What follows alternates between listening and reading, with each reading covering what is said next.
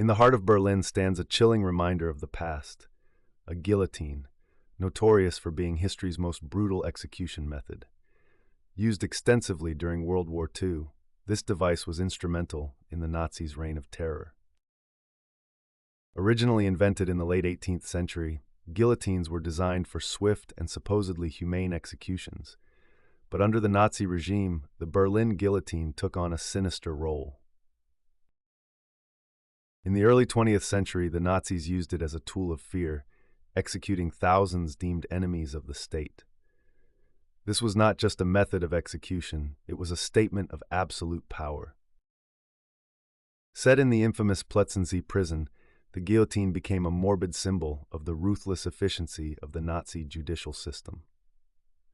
Between 1933 and 1945, approximately 3,000 people met their fate here, among them resistance fighters, political dissidents, and those who dared to defy Hitler's oppressive regime.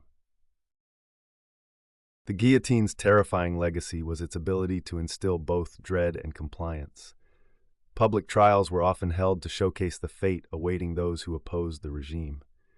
The blade fell with merciless precision, a stark reminder of the consequences of dissent. These executions were conducted in secrecy, away from public eyes, yet the fear they generated was palpable, echoing through the city of Berlin.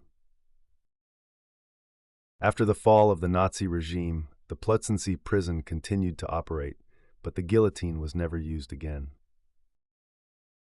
Today, it stands as a somber historical artifact, a chilling reminder of the extreme measures a totalitarian regime will employ to maintain control. Visiting this site, one can't help but reflect on the magnitude of human suffering caused by this brutal execution method. Modern Germany strives to remember and educate, ensuring such atrocities are never repeated. The Berlin guillotine, once a tool of terror, now serves as a powerful reminder of the importance of justice, freedom, and human rights. Through understanding history's most brutal execution methods, we confront the darkness of the past and commit to a future of hope and dignity for all.